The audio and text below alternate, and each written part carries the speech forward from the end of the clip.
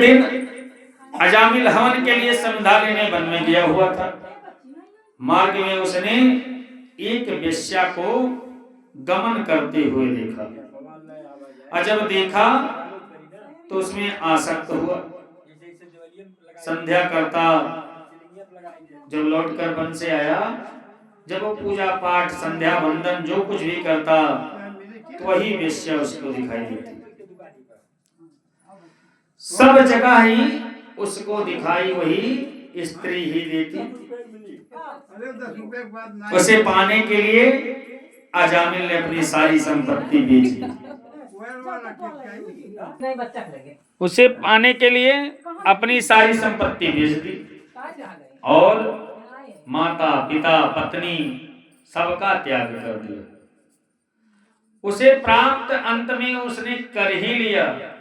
अब उसके पालन पोषण के लिए ले आया तब यहाँ तो धन संपत्ति कुछ थी नहीं। अब पालने के लिए चोरी करता, डाका डालता, राहगीरों को लूट लेता।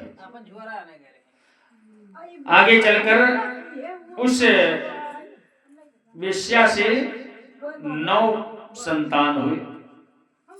जब गर्भ में 10वां पुत्र प्रविष्ट हुआ, उसी समय भगवान के अनुग्रह से कुछ महात्माओं की टोली इलाहाबाद तीर्थराज प्रयाग जा रही थी। अब प्रयागराज जा रही थी, कन्नौज आते आते शाम हो गई।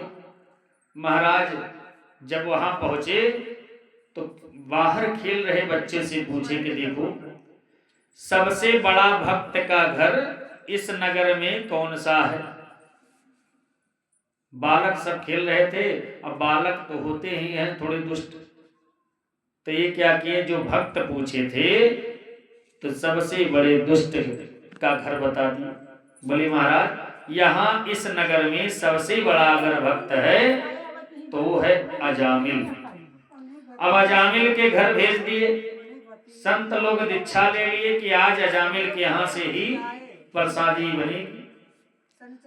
अब वहां गए जब संत अजामिल के घर, और घर पहुंचकर जैसे दरवाजे पे आलख जगाए कि भवती भिक्षाम देहि। अब अलख तो जग गई। अंदर से उनकी पत्नी आई, बोली महाराज आप यहाँ कहाँ आ गए? बोले देखो ये भक्त अजामिल का घर है। बोले महाराज ये भक्त अजामिल का घर नहीं, ये बहुत ही पापी अजामिल का घर है। आप यहाँ से चले जाइए, क्योंकि हमारे स्वामी यदि आ गए तो आपका ये दंड कमंडल सुरक्षित नहीं रहेगा। बोले देखो देवी, हम लोगों ने आज आपके घर का प्रसादी संकल्प कर लिया, इसलिए आज तो भोजन आपके यहाँ ही करेंगे।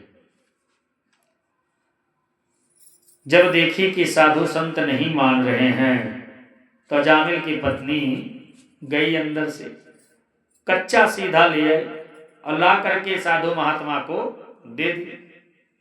महात्मा जब सीधा पाए, बगल में जो बगीचा था वहां जाकर के प्रसादी तैयार किए। प्रसादी तैयार हुआ तो उसमें से एक खुराक भोजन अजामिल के घर भेज दिए कि ये प्रसाद है, तुम लोग भी ग्रहण कर लेना। उसके बाद संत महात्माओं की टोली पूरी प्रसादी का ग्रहण करके सो गई वहीं। अजामिल उस दिन चोरी करने गया था, लेकिन दुर्भाग्य से कहीं भी उसका दांव नहीं लगा। और जब वो घर आया अर्धरात्रि में, जब घर पहुंचा तो सामने देखा क्या कि बगीचे से एक दिया जल रहा है।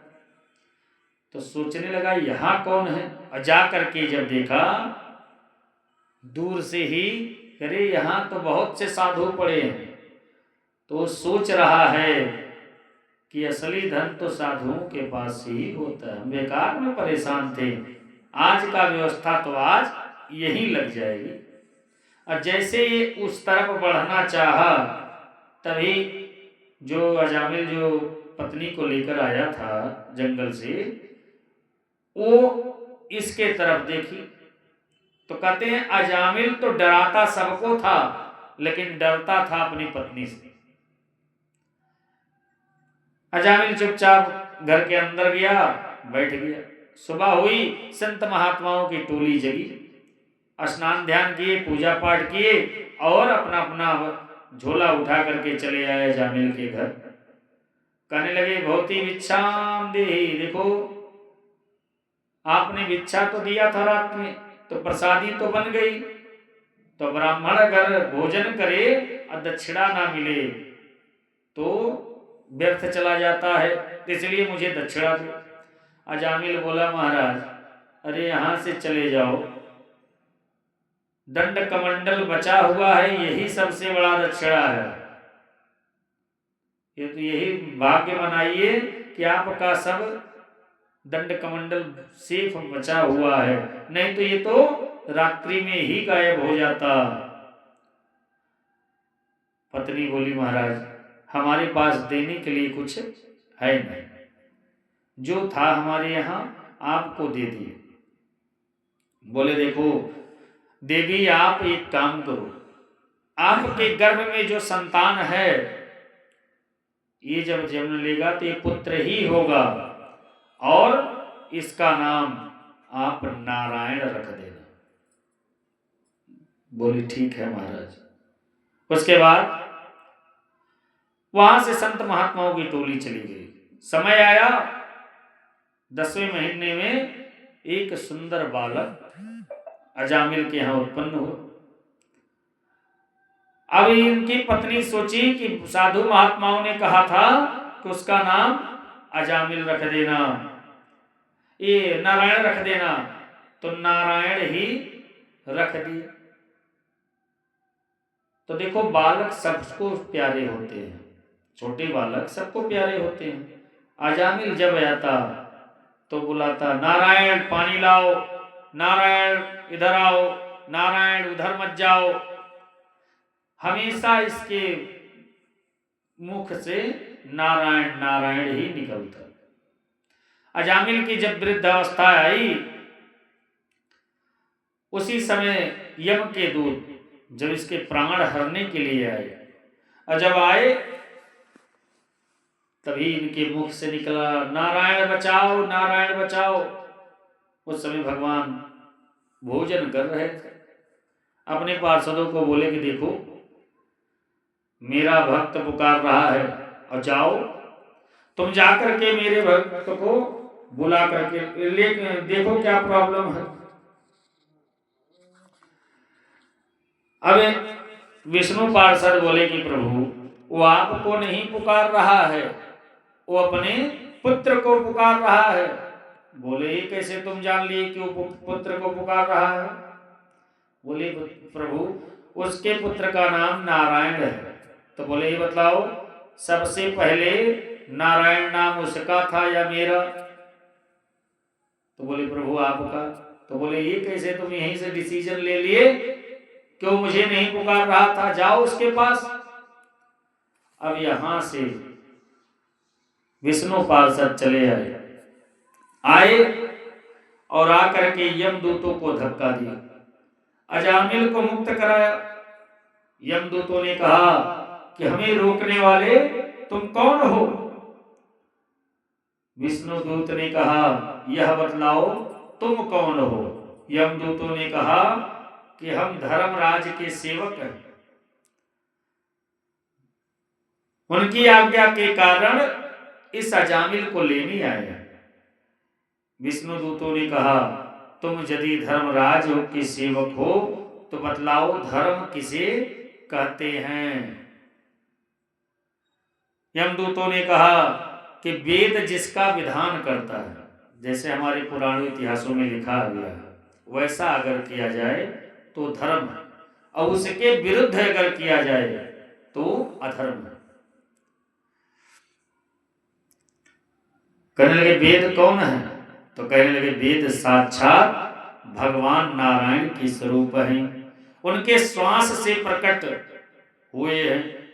भगवान के पार्षदों ने कहा, यमदूतों, जब वेद साक्षात भगवान नारायण के स्वरूप हैं तो अजामिल ने मरते समय उन्हीं नारायण का तो नाम लिया था, जिससे इनके करोड़ों पाप भस्म हो गए, प्रायश्चित हो गया उनके पापों का। कहते हैं गिरते समय, जब भी आप गिर रहे हैं, सर्प के डसने से पहले व्यवस्था पूर्वक अगर मुख से कभी भी भगवान का नाम निकल जाता है तो वह यम यात्रा का पात्र नहीं होता। करने लगे, देखो जैसे अग्नि, उदाहरण बता रहे हैं कि जैसे अग्नि जल रही है, अब उसका कोई जानबूझकर स्पर्श करे या अनजान में करे तो अग्नि क्या करती है, भस्म कर देती है, जला ही देती है। वैसे जानकर नाम लिया जाए भगवान का या अनजान में, भगवान का नाम सदा पापों को भस्म ही करता है। क्योंकि बाबा जी कहते हैं, भायम को भायु अनखयाल सहो, नाम जपत मंगल दिशे दस हो। भगवान का नाम भाव से अथवा बिना भाव का भी जपा जाए तो सदा मंगल ही करता है। भगवान के पार्षदों ने इस प्रकार धर्म के उपदेश दे, धर्म की व्याख्या करने वाले यमदूतों को वहां से भगा दिया। अब यमदूत भागे भागे धर्मराज के पास आए और कालपास जो था यमपास के पास फेंक दिए। बोले हमको अब काम नहीं करना। यमराज बोले ये बतलाओ तुमको क्या हुआ, क्यों काम नहीं करना? बोले बताओ हमें कि शासन वाले करने वाले कितने लोग हैं। इस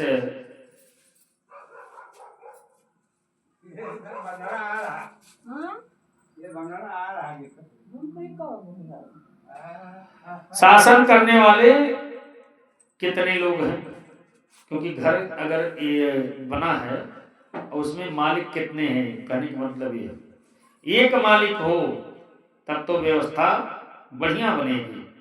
और लेकिन अगर परिवार के अलग अलग लोग भी मालिक हों तो परिवार में वो घर नहीं रहेगा। कहने लगे बताओ कि व्यवस्थापक कितने हैं? यमराज ने कहा पहले तुम बताओ तुम्हारे साथ क्या हुआ। सेवकों ने कहा महाराज हम आपकी आज्ञा से पापी अजामिल को लेने गए थे, उसी समय हमें वहां से कुछ दूतों ने भगा दिया। बोले कौन दूत थे तुम्हें जो भगा दिए? बोले भाई देखो ये तो पूछना ही भूल गए कि वो कौन दूत थे। बोले कैसे दिखते थे? बोले देखो शरीर पर पीतांबर शोभायमान, उनकी चार भुजाएं। धर्मराज ने कहा तुम कृतार्थ हो गए। अरे तुमने आज भगवान के पार्षदों का दर्शन किया। देखो सेवकों, हम तो कहने के लिए धर्मराज हैं, लेकिन सारी व्यवस्था इस जगत के कारक एकमात्र नारायण है। ब्रह्मा जी, देवर्षि, भगवान शंकर, सनक सनंदन, सनातन, सनत कुमार, कपिल, स्वयंभू, मनु, प्रहलाद, जनक, भीष्म, बलि, सुखदेव और 12 लोग उन्हीं के तत्व को जानते हैं। आज से ध्यान रखना कि भगवान के प्रिय भक्त संत महात्मा, भगवान के प्रिय कौन है? संत महात्मा। तो उनकी रक्षा करना, उनकी रक्षा में देखो भगवान की गदा हमेशा नियुक्त रहती है, इसलिए तुम उनके पास कभी मत जाना। परंतु जिसकी जिह्वा सदा बकवाद करती हो, भगवान के नामों से दूर रहती हो, उन्हें तुम मेरे पास लाना। लेकिन जिनकी जिह्वा हमेशा नारायण भगवान में ही समाहित हो, उनको तुम दूर से ही छोड़ देना। बोले पहचानेंगे कैसे प्रभु? बोले देखो, जिसके सिर पर शिखा हो, गले में माला हो, हाथ में झोली हो जपने वाली माला, उन लोगों के पास देखकर ही तुम दूर से ही भाग जाना। अजामिल जब ये सब सुन रहा था, क्योंकि कहते हैं अंतिम समय में पूरी घटना जो है आपको दिव्य दृष्टि मिल जाती है, इसलिए दिखाई पड़ती है। अजामिल जब देखा तो पश्चाताप करने लगा कि मैं तो महापापी, अपने कुल को कलंकित कर दिया, अपने माता पिता का त्याग कर दिया, अपने ब्रह्मणत्व को नष्ट कर दिया, और कहा भगवान का परम मंगलमय नाम, जिसके कारण आज मैं कृतार्थ हो गया। अब मैं अपनी इंद्रियों को बस में कर ऐसा प्रयास करूंगा कि अंधकार में घोर नरक में मुझे ना जाना पड़े।